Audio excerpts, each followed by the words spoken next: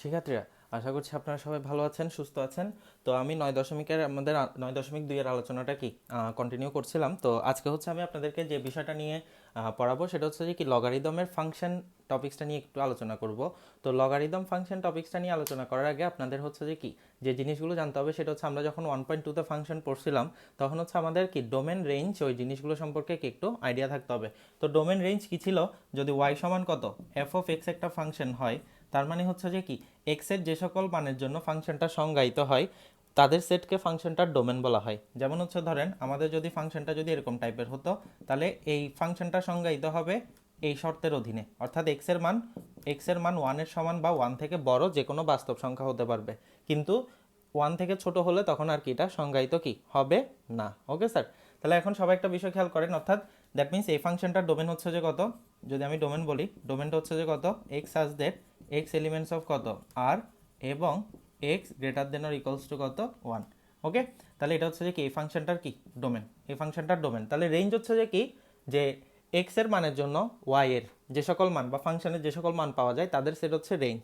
অর্থাৎ x greater than or equals to 1 এর জন্য ফাংশনটার যে সকল মান পাওয়া যাবে তাহলে তাদের সেটকে কি বলা হয়? এই ফাংশনের রেঞ্জ বলা হয়। তাহলে রেঞ্জ আমরা অনেক সময় কিভাবে বের করি? ইন জেনারেল নিয়ম হচ্ছে বিপরীত ফাংশনটা বের করি, বিপরীত ফাংশনের ডোমেনটা বের করলে মেইন ফাংশনের রেঞ্জটা আসে। কারণ হচ্ছে যে কোনো একটা ফাংশনের ডোমেন তার বিপরীত ফাংশনের রেঞ্জ এর সমান, এটা আমরা কনসিডার করতে পারি। ঠিক আছে, তো এগুলো ছিল আমাদের মোটামুটি প্রাথমিক আলোচনাগুলো 1.2 এর। তো এখন সবাই একটু খেয়াল করেন লগারিদম ফাংশন জিনিসটা কি। তো সবার আগে যে জিনিসটা মনে রাখতে হবে সেটা হচ্ছে ঋণাত্মক রাশির লগারিদম। ঋণাত্মক রাশির লগারিদম কি? লগারিদম অসংজ্ঞায়িত। ঠিক আছে স্যার, ঋণাত্মক রাশির লগারিদম কি? অসংজ্ঞায়িত। ভালো কথা। তাহলে এখন কথাটা হচ্ছে আরেকটা হচ্ছে শূন্যেরও কোনো লগ হয় না, অর্থাৎ লগের পাশে আপনি যদি জিরো বসান তাহলে এটাও কোনো মান দেখাতে পারবে না। কারণ একটা জিনিস চিন্তা করেন, ধরেন আমি যদি বলি লগ এ বি সমান হচ্ছে কত সি, তার মানে এ টু দি পাওয়ার সি সমান হচ্ছে কত বি। তাহলে এখন একটা বিষয় খেয়াল করেন, আমি যদি লগের পাশে যদি ধরেন এভাবে বলি সমান হচ্ছে মনে করেন এক্স, তাহলে এ টু দি পাওয়ার এক্স সমান হচ্ছে কত? এ টু দি পাওয়ার এক্স সমান 0। তো এটা তো কখনো পসিবল না, এটা কখনো কেউ পসিবল করতে পারবে না, কারণ কোনো একটা বেসের উপর কোনো একটা সূচক বসালে আনসার কখনো তো 0 আসবে না। তাহলে লগের পাশে যদি 0 বসাই সেটাও হবে না।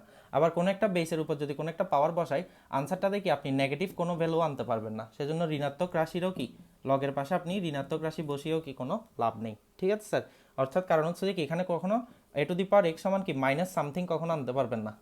এই জন্য আমরা ঋণাত্মক রাশির লগারিদম হয় না, জিরোরও কোনো লগারিদম হয় না, শুধুমাত্র ধনাত্মক রাশির লগারিদম সংজ্ঞায়িত। অর্থাৎ লগের পাশে যেটাই বসবে, লগের পাশে যেটাই বসবে ওইটাকে 0 থেকে বড় হতে হবে। সিম্পল কথা হচ্ছে সেটা। ঠিক আছে স্যার, 0 থেকে কি হতে হবে? বড় হতে হবে। তাহলে এখন একটা বিষয় সবাই একটু খেয়াল করেন, এখন লগ ফাংশনের ডোমেন আর রেঞ্জ যদি নির্ণয় করতে হয়, এই চ্যাপ্টারের এখনের যে টপিক্সটা সেটা হচ্ছে যে ধরেন আপনাদের একটু বুঝতে হবে, কারণ লগারিদমের আমরা মেইন যে অঙ্কগুলো, নর্মাল যে অঙ্কগুলো আছে ওগুলো করেছে, এখন হচ্ছে ফাংশন রিলেটেড যে অঙ্কগুলো। যেমন খেয়াল করেন, যদি আপনাদেরকে বলে লগ অফ এক্স মাইনাস 3 ফাংশনের ডোমেন ও রেঞ্জ কত? লগ অফ এক্স মাইনাস কত? লগ অফ এক্স মাইনাস কত? 3 ফাংশনের কত? ডোমেন ও কত? রেঞ্জ কত? ঠিক আছে, এটা লগ দিয়েও বলতে পারে, অথবা আমাদেরকে হচ্ছে লন দিয়েও বলতে পারে, লন দিয়েও বলতে পারে। লন মানে হচ্ছে ভিত্তিক লগ, আর যদি শুধু লগ দেওয়া থাকে তাহলে কোনো বেস দেওয়া না থাকলে 10 ধরতে হয়, বেসটা 10 ভিত্তিক। তাহলে এখন দেখেন লন অফ এক্স মাইনাস 3 ফাংশনের ডোমেন ও কত? রেঞ্জ কত? তাহলে দেখেন ধরি এফ অফ এক্স সমান হচ্ছে কত? লন অফ এক্স মাইনাস কত? 3। তাহলে এখন ফাংশনটি আমরা কি জানি, লগ বা লনের পাশে সবসময় যেটাই বসবে ওটা 0 থেকে বড় হতে হবে। তাহলে কনসেপ্ট হচ্ছে 0 থেকে বড় হতে হবে। এখন ফাংশনটি সংজ্ঞায়িত হবে মানে হচ্ছে বিলংস টু আর হবে, অর্থাৎ বাস্তব সংখ্যার অধীনে থাকবে। সংজ্ঞায়িত হবে যদি ও কেবল যদি, তাহলে প্রথম হচ্ছে আমরা ডোমেনটা নির্ণয় করি, যদিও কেবল যদি এক্স বিলংস টু আর, অর্থাৎ এক্সটা যদি বাস্তব সংখ্যার অধীনে থাকে এবং এক্স মাইনাস 3 গ্রেটার দেন 0 হয়। কারণ স্বাভাবিকভাবে লগের বা লনের পাশে যাই বসবে ওটা গ্রেটার দেন 0 হতে হবে। তাহলে টেকনিক মনে রাখবেন, লগ ফাংশনের ডোমেন নির্ণয়ের প্রথম টেকনিক মনে রাখবেন, লগ বা লনের পাশে যাই বসবো এটাকে গ্রেটার দেন 0 ধরবেন।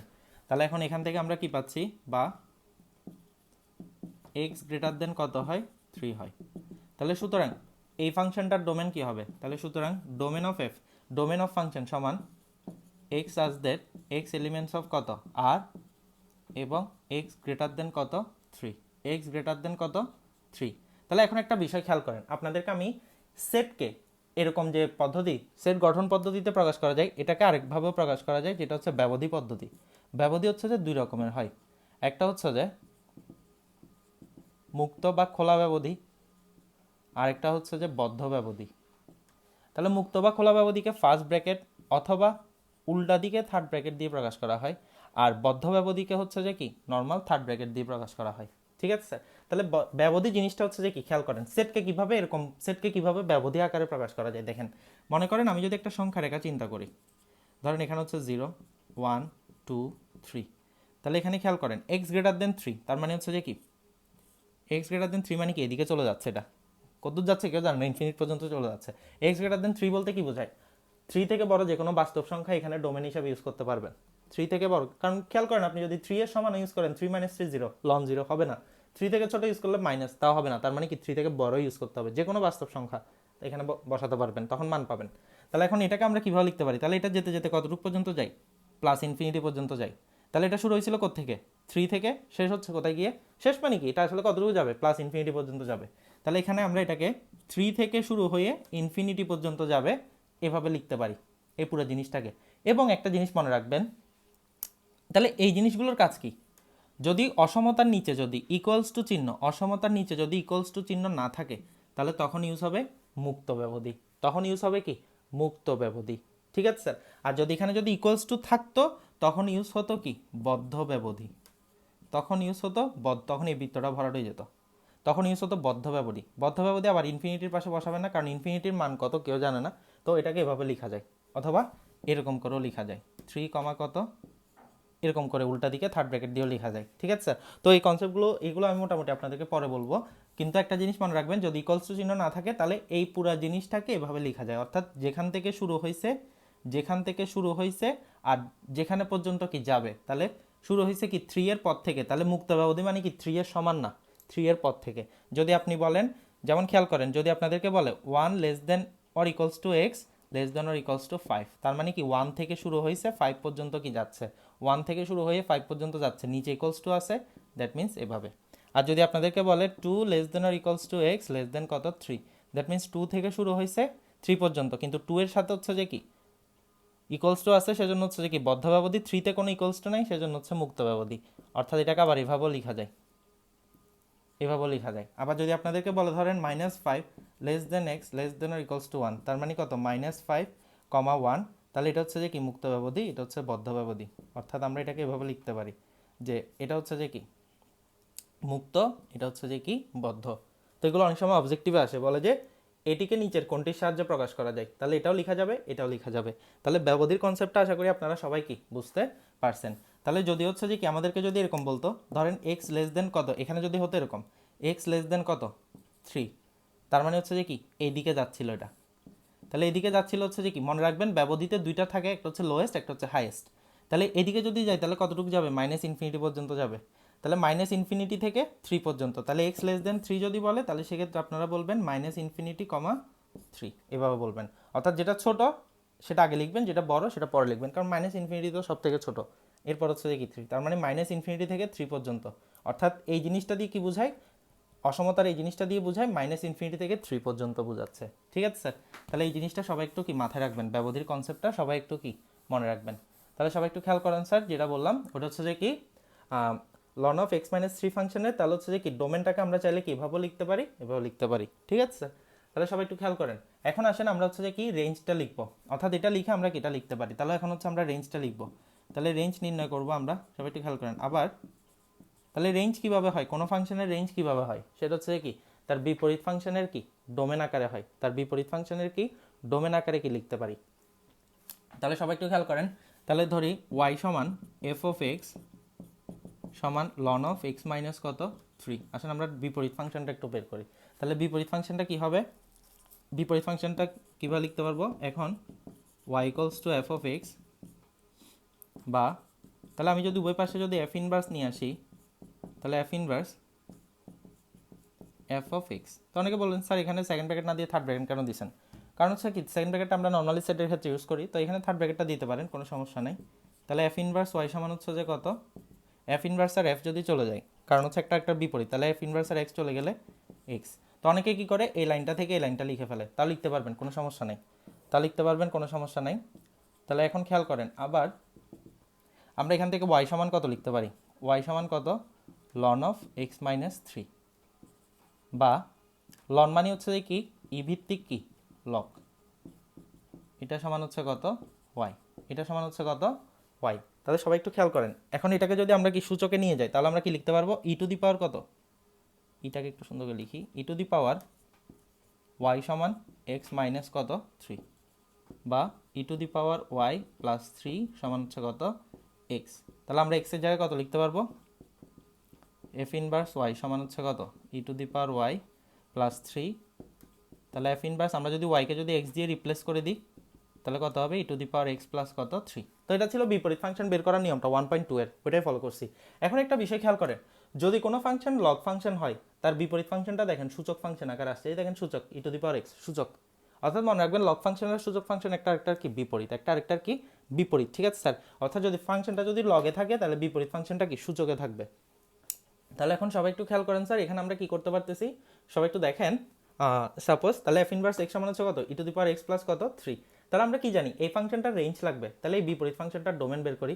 এখন আপনারা আমাকে একটা কথা বলেন, ই টু দি পাওয়ার এক্স এখানে এক্সের জায়গায় আপনি যাই বসান, ধরেন আপনি এক্সের জায়গায় জিরো বসাচ্ছেন, তাহলে E to the power zero one, এক্সের জায়গায় মনে করেন টু বসাবেন, তাহলে ই স্কোয়ার মানে ই মানে হচ্ছে কত 2.72 হোল স্কোয়ার, এটারও মান পাবেন। ধরেন মাইনাস টু বসাবেন, তাহলে কত ওয়ান বাই কত ই স্কোয়ার, তাহলে এটাও কি মান পাবেন।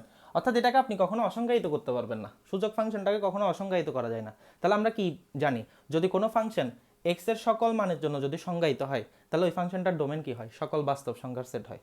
কারণ কোনো ফাংশনের কোনো মানের জন্য তো কি এটা অসংজ্ঞায়িত হচ্ছে না, তাহলে কোনো মানের জন্য যদি অসংজ্ঞায়িত না হয় দ্যাট মিনস হচ্ছে কি সব মানের জন্য কি এটা সংজ্ঞায়িত, তাহলে সব মানের জন্য সংজ্ঞায়িত থাকলে এটা কি হবে সবসময় বাস্তব সংখ্যার সেটই হবে ডোমেনটা, কারণ এক্সের জায়গায় আপনি যে কোনো বাস্তব সংখ্যা বসাতে পারতেছেন, এখানে আর কোনো লিমিটেশন নেই। তাহলে এখন সবাই একটু খেয়াল করেন,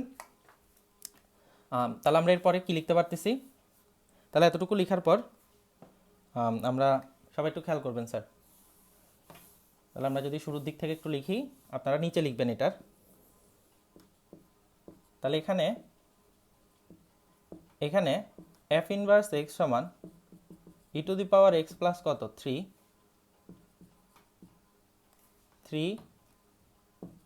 ফাংশনটি এক্স এর সকল বাস্তব মানের জন্য এক্স এর সকল বাস্তব মানের জন্য সংজ্ঞায়িত। তাহলে সুতরাং এফ ইনভার্সের ডোমেন সমান হচ্ছে কত আর, কারণ হচ্ছে কি এই বিপরীত ফাংশনটার ডোমেন হচ্ছে যে কত, এফ ইনভার্সের ডোমেন হচ্ছে যে কত আর, কারণ সকল বাস্তব মানের জন্য সংজ্ঞায়িত। যেহেতু এফ ইনভার্সের ডোমেন সমান এফ এর রেঞ্জ, অর্থাৎ আর অফ এফ সমান হচ্ছে যে এফ অফ এক্স এর কি range, D of F inverse সমান হচ্ছে যে কি এফ ইনভার্স এক্স এর ডোমেন। আমি এখানে নির্দেশনাগুলো দিয়ে দিলাম কোনটা কি বোঝাচ্ছে।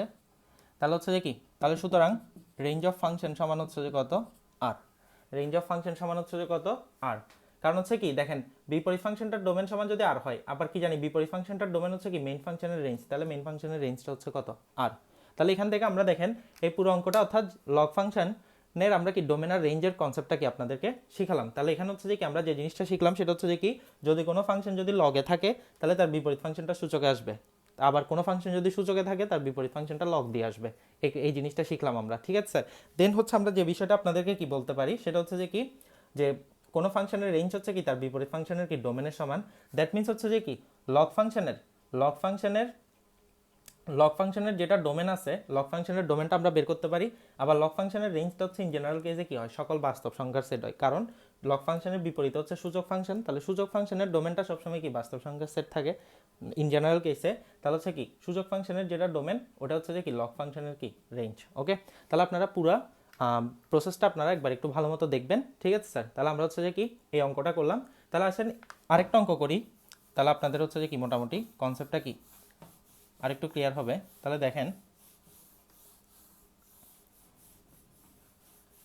যদি আমাদেরকে বলে এরকম, সাপোজ যদি বলে এফ অফ এক্স সমান লন অফ 5 - x, এই ফাংশনটার ডোমেন আর রেঞ্জ নির্ণয় করতে বলছে। ফাংশনটির